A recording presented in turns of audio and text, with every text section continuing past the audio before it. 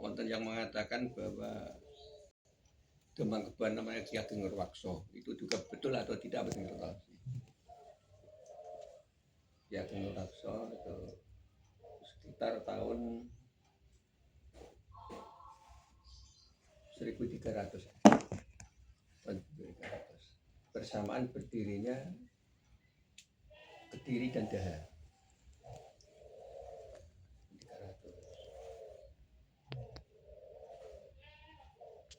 300. Wonten Kecamatan Ngonong niku wonten satu kerajaan kecil yang bernama Paranggarudo. Ya, di Pati Utara wonten kerajaan kecil yang bernama Sarangsoko. Lah Ki Ageng Nurwakso niku anak buahipun Paranggarudo. Rajanya Yudopati. Raja Paranggarudo Yudopati. Punya anak laki-laki satu yang bernama Raden Josari.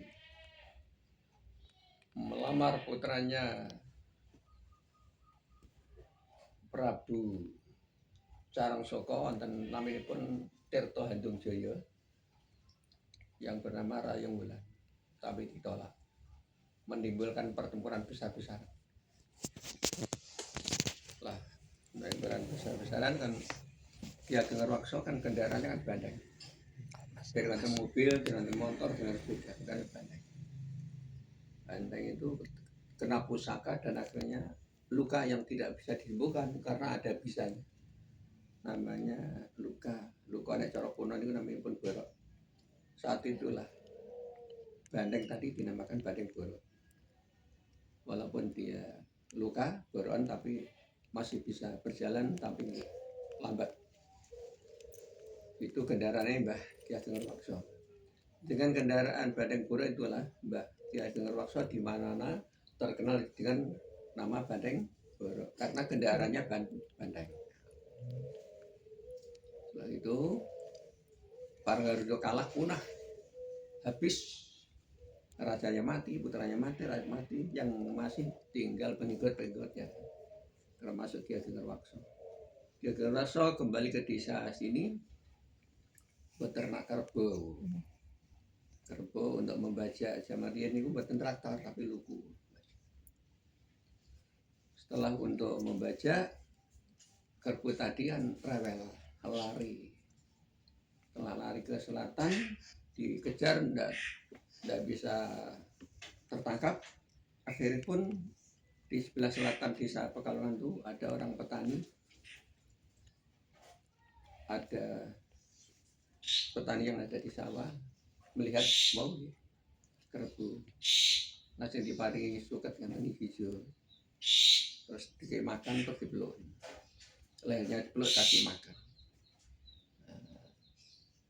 Lantas sang istri bertanya tadi, besok Pak kalau desa ini jadi rame, saya namakan Desa Peluk karena memeluk kerbau. Setelah Ki Ageng Nurwakso, Ki Ageng Bandeng Borok sampai situ, langsung lari ke selatan, terus kerbaunya lari lagi dan lelah, kecapean, berhenti di sebelah selatan Dukuh Belok. Nah, setelah ditangkap oleh petani-petani akan dipotong untuk makan rame-rame, dagingnya akan dimakan. Jangan dipotong, kasihan. Bandeng ini kan tanpa cacat, ya bagus, mulus dan lempeng. Lah kalau gitu diternak saja. Setelah sampai situ diternak, di itu Ki Ageng Nurwakso Mbah Bandeng tadi ke situ, ini milik saya yang berlepas untuk membaca, tidak mau untuk bekerja. Jadi potong. Nah ini ya sudah menjadi milik saya karena saya yang menangkap. Jangan, karena ini kebun lempeng itu mulus, bagus. Ya besok anak cucu kita kalau sudah ramai desa ini saya namakan Desa Kebun Lempeng. Kebun Lempeng. Ya dah diserahkan kembali. Dibawa Ki Ageng Raksa atau Mbah Bandeng mau pulang, dan setelah sampai rumah ketemu dengan teman-temannya itu juga nakal. Nah, setelah nakal terus ditempeleng, kebuta ditempeleng dan mati. Kebu dasare kewan. Besok kalau desa ini menjadi desa, saya namakan desa Kebu. Pancen kebu dasare kewan. Jadi tidak bisa diatur. Setelah itu tidak lama lagi Bandengnya juga meninggal.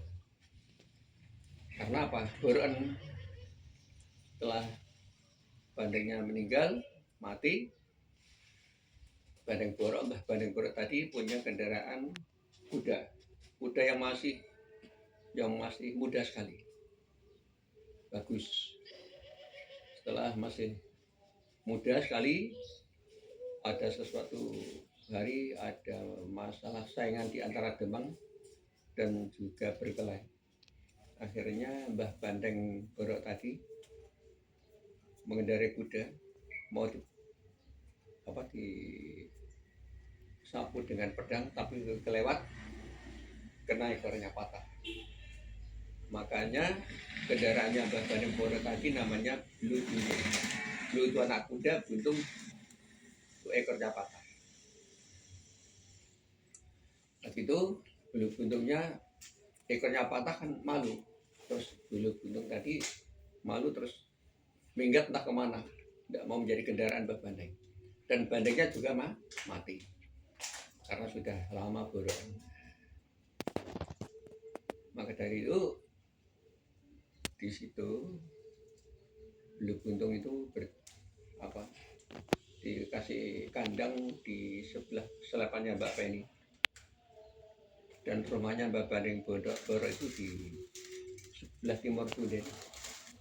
Mbah Bandeng Borok atau Mbah Ki Ageng Raksa dimakamkan di kuburan Kawah, dan Mbah Putri itu punya tempat wali riuk yang dibuat dari batu untuk tempat beras, dan beras itu untuk jaringan kalau diisi sekali saja dimasak 1 tahun tidak habis, hilang habis, tumbuh dari dalam terus.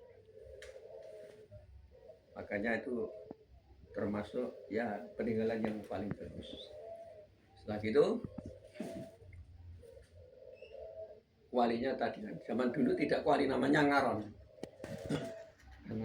Ngaron tuh setelah Mbah Bandeng Borok wafat ditaruh di sebelah ujung Lapan Pinang, sebelah timur laut, sampai sekarang masih di situ.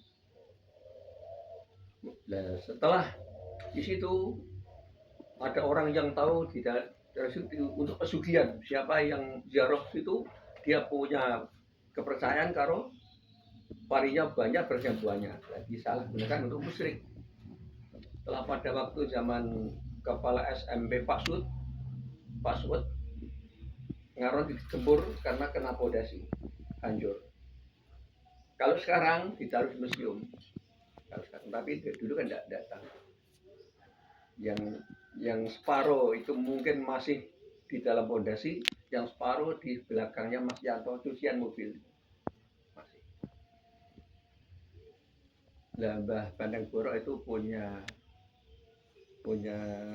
anak buah dan murid-murid dan pengikutnya, diantaranya yaitu Dangkal, Dungkul, Wangkal, Wungkul, Godhog, Gati, Eyang Carik, Sastramijaya, Pangeran Mangkunegara. Ibu di antara pengikut Mbah Bandeng yang ikut bertempur melawan Carangsowo. Setelah Mbah Bandeng wafat, tidak ada penerusnya dan menjadi desa biasa, tidak ada ketuanya sampai sekarang. Lah di situ bekas rumahnya Mbah Bandeng itu ditanami pohon prah untuk tempat pemersatu desa Kebuan. Desa Kebuan itu asalnya hanya 17 rumah. 17 rumah. Sedikit sekali karena masih hutan. Lah Mbah Bandeng itu keistimewaannya punya pusaka yang ampuh namanya Jono Ranti Sekar Kemandil yang sekarang berada di selepannya Mbak Penny. Kudanya juga di situ di kuburan. Kalau kamu ingin ketemu bisa dulu untuk bisa di situ. Nanti bisa dia melihatkan menampakkan diri di kuburan KW. Itu Mbah Bandeng punya saudara satu wanita yang bernama Bu Nyai Ganiah. Bu Nyai Ganiah itu Mbak Yunya Mbah Bandeng Boro yang rumahnya berada di Klecor Gunang. Maka dari itu orang Kebon yang laki-laki tidak boleh menikah dengan Klecor Gunang karena itu Mbak Yunya sendiri. Kalau Klecor mendapat Kebon bisa boleh karena adik sama adik, kakak sama adik. Tapi kalau terbalik Kebon kan adiknya, dia sama Klecor tidak boleh. Sampai sekarang tidak ada yang berani. Kalaupun berani dia tetap akan gila, atau umurnya pendek. Karena Bunyai Ganiah adalah Mbak Yu, Ki Ageng Raksa Bandeng Bor adalah adik, maka adik tidak boleh menikah dengan ayunya. Inilah cerita di Saban yang sekitar pada tahun 1300 bersamaan dengan itu berdirinya Daha dan Kauripan. Sekarang terima kasih.